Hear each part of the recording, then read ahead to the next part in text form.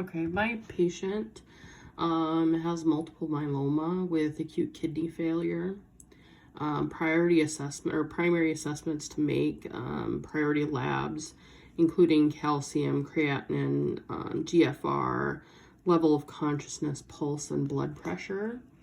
The risk factors for multiple myeloma, usually it's somebody that's older than 60 with a family history. Usually it's men and it's usually African Americans. And then the diabetes actually put her at increased risk for acute kidney failure. The complications that can occur, bone fractures because of the multiple myeloma, reduced kidney function because of the elevated blood calcium, low red blood cells, they can become anemic, and metabolic acidosis and alkalosis. When she came in with acute kidney failure, that's initially what was showing up on her labs, was that she was in distress. On alert for today is changes in level of consciousness, changes to pulse and blood pressure, fever because of she has MRSA in her blood, making sure her urine is collected for her 24-hour urine sample. We did have to start over again because she was missing the hat in the toilet. So I suggested we do 2 hats at the same time to make sure we collect all that urine. And then just to prevent complications, just making sure that I'm checking in with the patient regularly, taking those vitals every 4 hours, helping the patient to the bathroom to make sure that that urine is collected, and just make sure that there's no falls. If she does become dizzy or confused, then we can get her back to bed safely. My first system that is impacted, of course, is renal. That's why she came in. It was because of that renal failure and decreased urine output. She's on dialysis. She had it for 4 days straight. And then the healthcare team realized that she had a MRSA infection in her blood. So they pulled out the catheter that they used for a dialysis to test that for MRSA, just to make sure there's no colonization on that, since it's so close to the heart. But her labs, her blood urea nitrogen was 126 milligrams per deciliter, and that is usually 8 to 21 milligrams per deciliter. So that's really high, and that was on November 12th. Her creatinine that day was 13.99 milligrams per deciliter, and that's usually 0.51 to 1.11 milligrams per deciliter, and that's in the blood. Her GFR was 3, which is really low. It should be 75 to 115 milliliters per minute per 1.73 meters squared. And her pulse and blood pressure is within normal limits. Her blood pressure is running a little low, but that can be due to the hypovolemia because of the dialysis and the medications that she's taking. She did present with confusion and elevated blood calcium when she came to the hospital, and when she was admitted on the 11th. So interventions, we're monitoring her intake and output for 24-hour urine collection to measure that creatinine in the urine. The doctor did start her on dialysis to clear the calcium and other toxins from her blood. So we just make sure that we're monitoring or administering her meds as needed. Watching that level of consciousness and monitoring her vitals to ensure there are no abnormal findings. Really, it's just encouraging intake to make sure that she's maintaining that balance too. with the dialysis. Dialysis is on hold because of that MRSA infection, because the catheter tip needed to be sent for culture.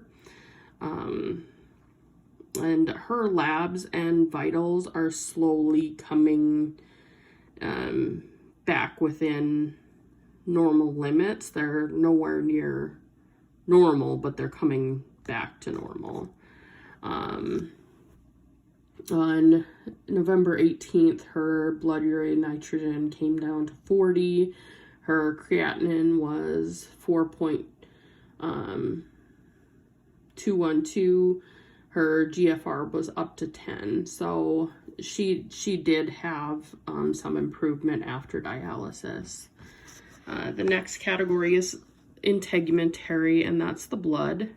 She's got some low red blood cell counts, low platelets, low white blood cells, weakness, fatigue, MRSA in the blood cultures, thrombosis in a peripheral vein, and that multiple myeloma is a cancer of the plasma, which prohibits red blood cell creation in the bones.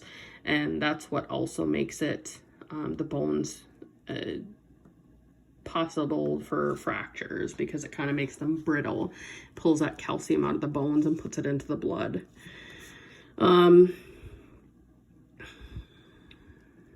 She did have an elevated temp on the 17th, and we were unable to start chemo on the 17th, so we had to hold it until the 18th, and she had maintained a lower temperature. So she's receiving a medication to stimulate her red blood cell creation. We have to encourage her to eat her meals and drink supplements or eat supplements so that she can keep that strength up and keep those nutrients going into her body so she can fight this infection. She can fight the disease process that's going on and maintain her strength to do chemo. On the 18th, her energy was up. She was eating more food. She was perked up. On Tuesday, she was kind of sleepy and groggy, and there wasn't a whole lot of power behind her voice.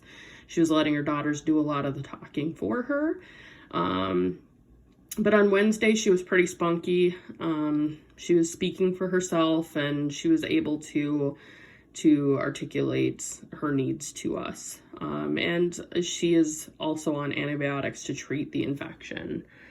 Cardiovascular is the next, and she's on dialysis for acute renal failure. She's on strong antibiotics with possible the imbalance of electrolytes. We need to really monitor her pulse and blood pressure. There were really no vitals that were outside of the norms, except for one blood pressure on the 18th that was 95/59.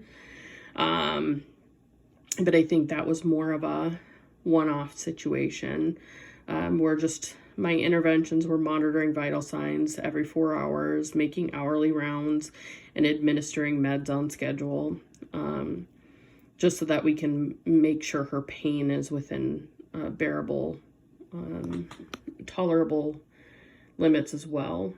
And her vitals and pulses were good. Peripherally, her pulses were a little weak, and her blood pressure was low on the 18th, and I reported that to her nurse. Respiratory, lungs are clear. Respirations are full and even. Watching for those rapid deep breaths or shallow slow breaths. Just monitoring for possible respiratory acidosis or alkalosis. She did complain of shortness of breath on the 17th. We made sure to position her bed in that medium to high Fowler's. We did make sure she was slid up in bed so she was able to get sat up. She just kept sliding down to the bottom of the bed. And we encourage deep breaths and coughs and get up for walks to the bathroom just to prevent atelectasis. And her lungs remained clear. Her O2 sats were high, and she had a normal respiratory rate. which was generally around 16 respirations per minute.